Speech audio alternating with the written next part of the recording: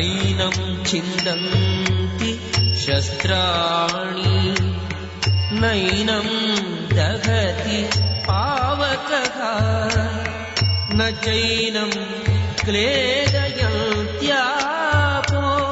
न शोषयति मारुतः।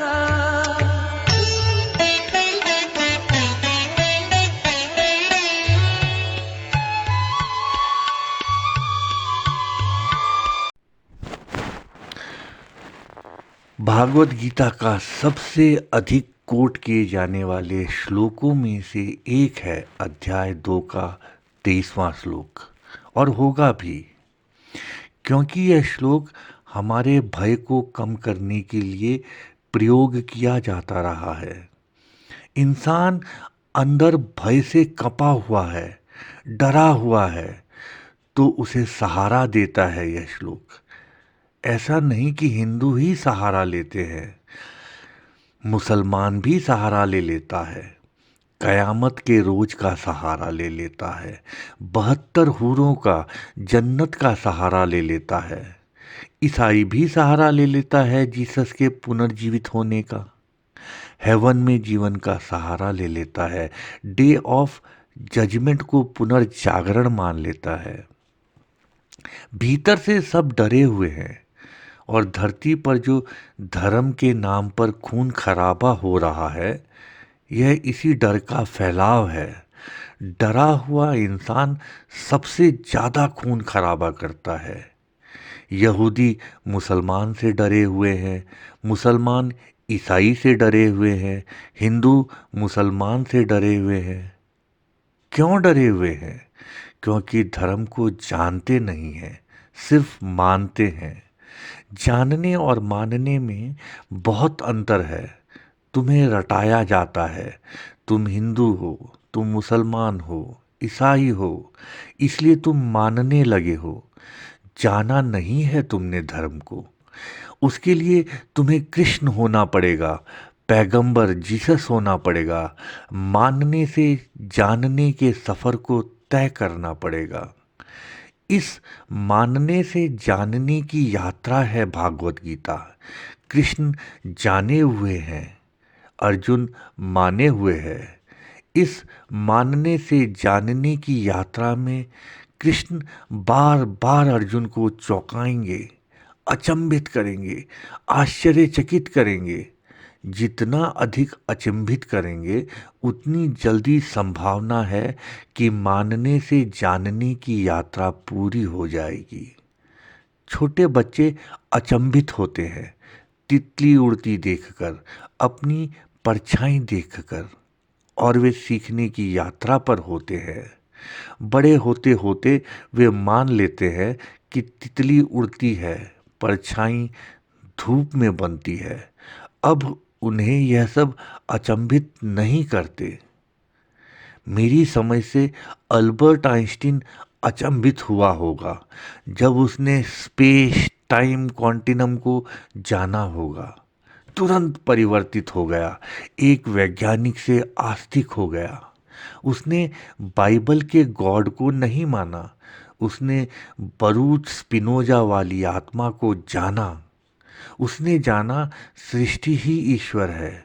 हर दृश्य अदृश्य प्रकृति के नियम सब अभिव्यक्ति हैं ईश्वर की।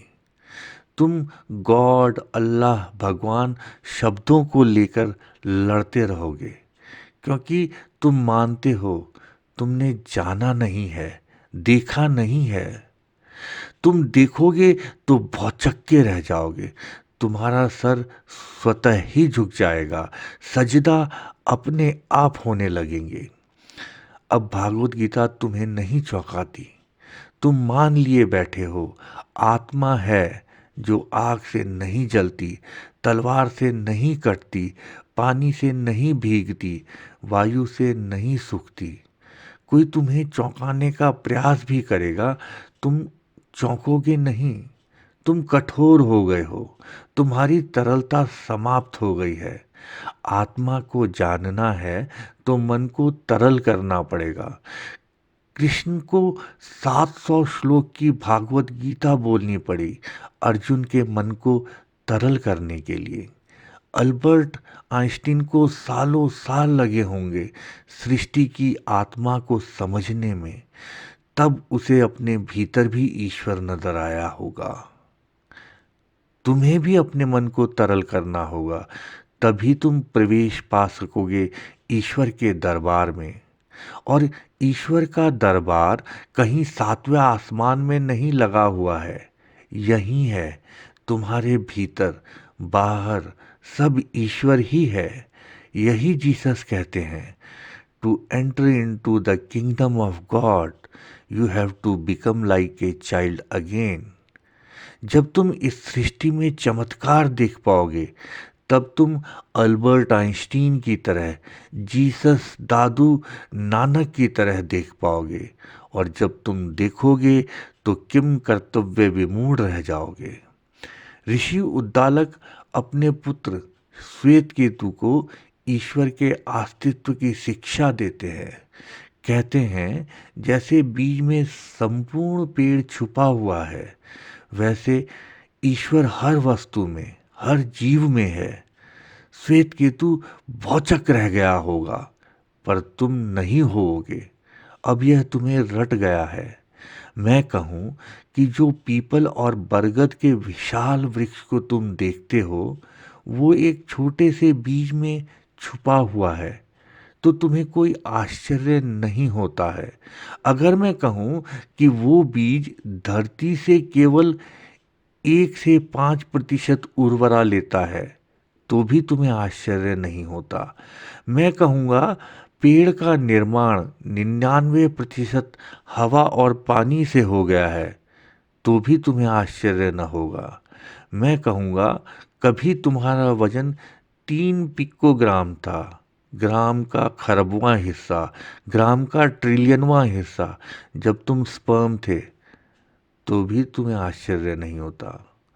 तुमने अनुभव किया, तुम्हें नया, कुछ डिफरेंट तो चाहिए होता है। महिलाएं कपड़ों के रंग में, डिज़ाइन में ढूंढती रहती हैं, घर की साज सज्जा में बदलाव में लगी रहती हैं। कभी बुर्के में नया ढूंढ लेती हैं, कभी बिकनी में। तुम नया मोबाइल के डिज़ाइन में खोजते हो, कभी क्वांटम कंप्यूटिंग में खोज लेते हो। मज़ा यह है कि जानते तुम डिज़ाइन भी नहीं हो, न क्वांटम कंप्यूटिंग, न समय को, पर मान लेते हो कि जानते हो। तो मान मत लेना, जानने का प्रयास करना। और यही कृष्ण जनाने का प्रयास कर रहे हैं।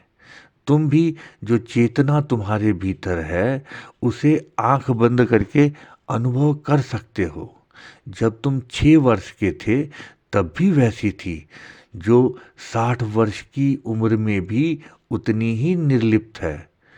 तुम न उसे काट सकते हो, न जला सकते हो, न सुखा सकते हो, न भिगा सकते हो।